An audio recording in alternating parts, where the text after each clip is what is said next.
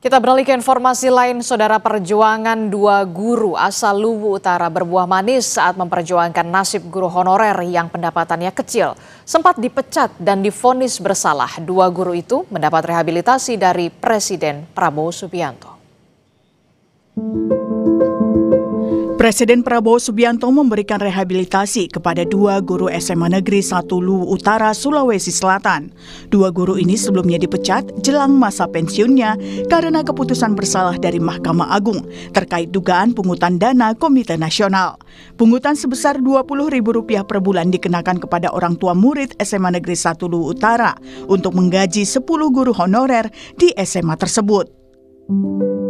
Vonisnya itu lepas. Yang mana itu lepas itu beda dengan bebas. Kalau bebas itu terbukti tidak berbuat. Ini terbukti berbuat tapi tidak bermakna pidana. Ya, itu lepas. Dikasasi apa? Dikasasi itu dituduh dipersalahkan menerima gratifikasi.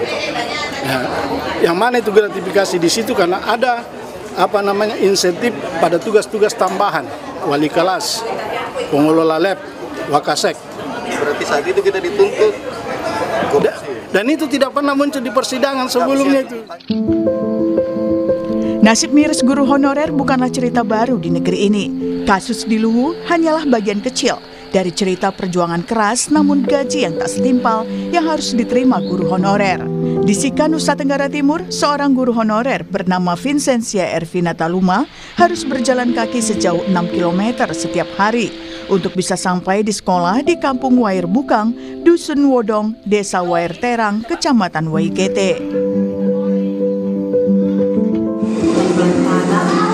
Terus kita mendaki, melewati batu, melewati salju. Kenapa sampai ibu masih tetap bertahan? Karena memang sayangkan kalau kita tinggal di rumah juga buat apa. Terus sudah punya ijazahnya juga dari S1 PGSD, jadi lebih baik kita manfaatkan kita punya ijazah itu, terus ya hanya ingin mencerdaskan anak-anak bangsa. Di tengah segala upayanya, Ervina hanya digaji sebesar Rp300.000 per bulan. Demi memenuhi kebutuhan sehari-hari, dia pun mencoba menambah penghasilan dengan berjualan sembako. Lalu sampai kapan guru honorer di negeri ini dipandang sebelah mata? Tim Liputan, Kompas TV.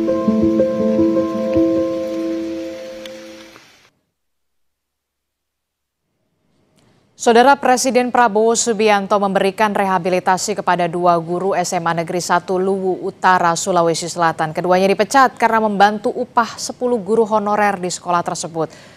Saudara, nasib miris guru honorer bukanlah cerita baru di negeri ini. Sebenarnya apa saja yang bisa dilakukan untuk mengupayakan kesejahteraan mereka? Saudara, sebenarnya kami akan mencoba menghubungi Sekjen Federasi Serikat Guru Indonesia, Fahriza Marta Tanjung. Selamat pagi Pak Fahriza, bisa mendengar suara Adisti di studio?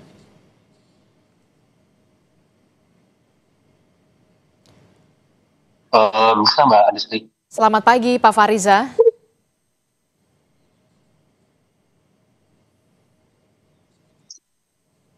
Selamat pagi Mbak. Ya, Pak Fahriza, ini kan kalau suara saya? Iya, oke. Pak Fahriza, ini kan kalau kita lihat ya, dari dua cerita di Luwu dan juga Sika, Nusa Tenggara Timur, begitu miris sekali nasib guru honorer di negeri ini. Jadi sebenarnya berapa kisaran gaji guru honorer di Indonesia, Bapak? Ya, terima kasih Mbak ya. Kalau dari pengalaman kami selama melakukan advokasi guru dan juga pengalaman dari anggota-anggota kami, ya gajinya memang sangat variatif ya, tergantung pada anggaran yang tersedia di sekolah masing-masing dan juga sumber dana cuma 300.000 per bulannya gitu. Dari berapa Pak? Ada yang memang 300.000 Mbak, dari 300.000-an. 300.000 satu bulan? Iya, bulan, dan itu kadang-kadang juga tidak dibayarkan per bulan ya, tergantung sumber dana yang ada. Kalau dia memang dari sumber pendanaannya dari BOS, ya tergantung pada cairnya BOS gitu ya. Artinya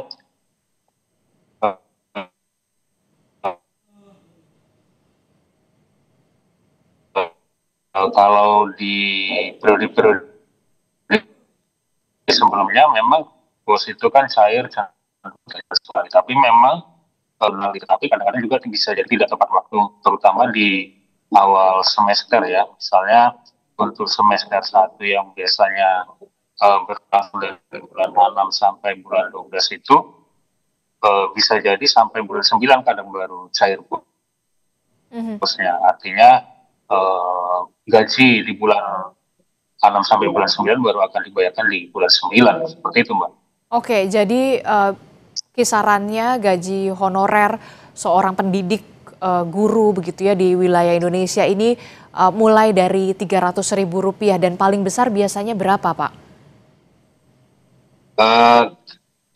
Mungkin bisa jadi sampai 1.500.000 gitu ya.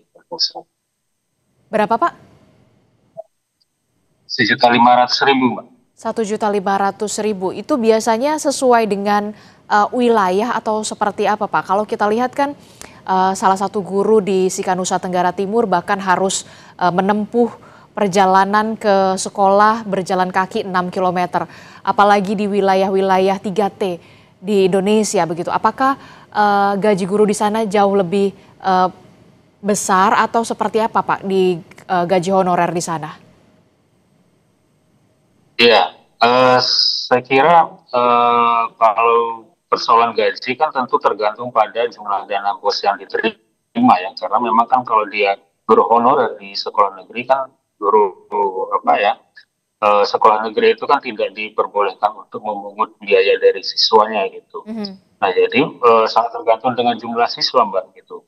Dan cenderung kan kalau kita lihat di sekolah-sekolah yang terpencil itu kan justru jumlah siswanya sangat sedikit gitu kan. Jadi akibatnya memang gaji yang akan dibayarkan kepada guru juga jumlahnya tentu sangat kecil gitu kan. Nah kemudian juga memang sebenarnya sudah ada tunjangan khusus ya, tunjangan khusus ini diberikan pada guru-guru yang memang berada di daerah 3T tadi, tapi kadang-kadang persoalannya guru-guru yang di daerah 3T, apalagi guru honorer itu, mereka tidak punya SK ini ya, SK dari pemerintah daerahnya gitu kan. Kadang-kadang kan ini diangkat oleh komite sekolah untuk menutupi kekurangan guru gitu. Jadi mereka tidak memungkinkan untuk memperoleh tunjangan khusus gitu. Akibatnya mereka hanya menerima honorer dari dana BOS tadi itu gitu. Sementara untuk dana BOS bagi sekolah-sekolah negeri untuk honorernya itu sekarang maksimal hanya bisa dialokasikan sebesar 20% dari anggaran dana BOS itu. Oke, jadi guru honorer itu ada guru honorer yang juga tidak memiliki SK ya Pak ya? Apa sebenarnya yang menjadi kesulitan guru honorer tanpa SK ini untuk memperoleh SK dari pemerintah provinsi atau pemerintah daerah setempat di sana sebenarnya? Apa yang menjadi hambatannya Pak sebenarnya? Ya saya kira persoalan ini ya, konsekuensi yang mungkin akan timbul ya dari pemberian SK oleh pemerintah daerah gitu ya. Misalnya konsekuensi bahwa mereka akan punya kemungkinan ya untuk diangkat misalnya untuk menjadi ASN seperti itu gitu Mbak. Dan juga punya konsekuensi bahwa pemerintah daerah berkewajiban untuk memberikan tambahan honorer ya dari apa yang sudah diterima sebelumnya gitu. Jadi karena enggan untuk memberikan SK pengangkatannya seperti itu Mbak. Oke, Pak, kita juga ingin tahu sebenarnya untuk besaran gaji para guru honorer ini kan siapa yang menentukan? Kalau misalkan guru honorer ini dari dana BOS begitu ya, tapi kemudian kalau yang punya SK itu dari pemerintah begitu. Jadi sebenarnya besaran gaji ini ditentukan oleh pemerintah daerah sendiri atau seperti apa aturannya? Kalau memang tergantung pemerintah daerahnya, Mbak. Tergantung pemerintah daerah. Kalau memang pemerintah daerah menganggarkan atau mengalokasikan dana, tentu mereka akan memberikan tambahan. Tapi kalau kemudian itu dari dana bos tadi, ya tentu itu tergantung pada jumlah siswanya gitu, karena kan pengalih jumlah dana bos yang diterima itu kan tergantung dengan jumlah siswa gitu Mbak. Jadi memang sangat tergantung gitu, tidak ada semacam standar khusus gitu ya, tidak ada semacam standar khusus bagaimana untuk menentukan kemudian berapa besaran jumlah honor yang diterima. Oke, saya ingin tahu itu artinya banyak sekali guru honorer di seluruh Indonesia saat ini belum bisa mencapai kata kesejahteraan. Iya, betul, betul. Karena memang kalau kita kembali ke Undang-Undang Guru dan Dosen, Undang-Undang Nomor 14 Tahun 2005, sebenarnya kan kita sudah ada aturannya bahwa penghasilan guru itu idealnya itu adalah di atas kebutuhan hidup minimum. Pada saat Undang-Undang Guru dan Dosen ini diundang-undangkan, itu pada tahun 2005, mungkin ini mengacu pada standar penggajian di Undang-Undang Ketenagakerjaan gitu Mbak. Tapi memang sampai dengan hari ini setelah undang-undangnya berusia hampir 20 tahun, standar kebutuhan hidup minimum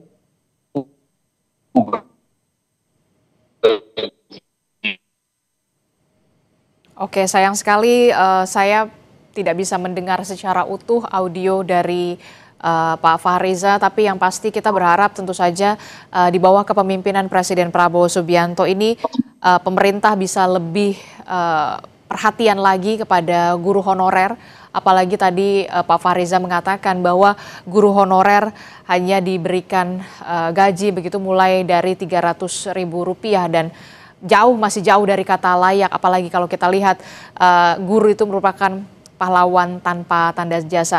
Pak Fahriza, terakhir Pak Fahriza, Presiden Prabowo Subianto ini kan mengalokasikan gaji guru dan dosen di 2026, angkanya tidak main-main ya, 170 triliun lebih begitu ya alokasi anggarannya. Apa yang ingin Anda sampaikan selaku mewakili guru di Indonesia kepada pemerintah pusat agar pemerintah pusat bisa lebih memberikan perhatian kepada guru honorer di Indonesia?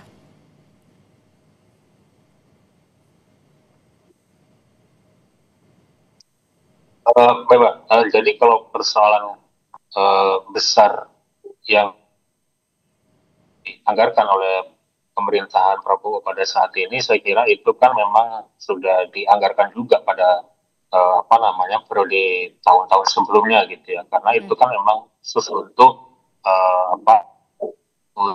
khusus untuk yang guru-guru PNS gitu, dan juga untuk itu kan memang akan ada bantuan subsidi upah ya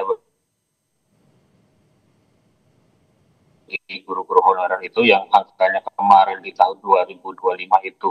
Namun kan kita belum tahu skemanya seperti apa, karena di tahun 2025 itu yang 300.000 itu hanya untuk 7 bulan gitu. Nah, jadi terkait dengan persoalan apa yang kita harapkan dari pemerintah Prabowo ini, sesuai dengan aspirasi kita nomor 4 dari Presiden Prabowo itu, kita harapkan bahwa kenaikan gaji bagi guru dan dosen itu tidak hanya menyentuh pada guru-guru PNS gitu ya, tapi juga menyentuh pada guru-guru honorer juga dan guru-guru swasta gitu ya, agar pemerintah bisa menetapkan gitu ya standar gaji atau standar upah bagi guru-guru yang layak, seperti itu Mbak. Ya gitu. Oke, harus ada penerapan standar bagi guru, tidak hanya bagi guru ASN tapi juga guru honorer dan juga guru swasta, agar para pendidik ini bisa mencapai kata kesejahteraan, apalagi untuk Astacita Indonesia Emas mendatang. Terima kasih Sekjen Federasi Serikat Guru Indonesia Fahriza Marta Tanjung telah bergabung bersama kami. Sehat selalu Bapak. Assalamualaikum, selamat pagi. Waalaikumsalam, terima kasih Mbak Adistia.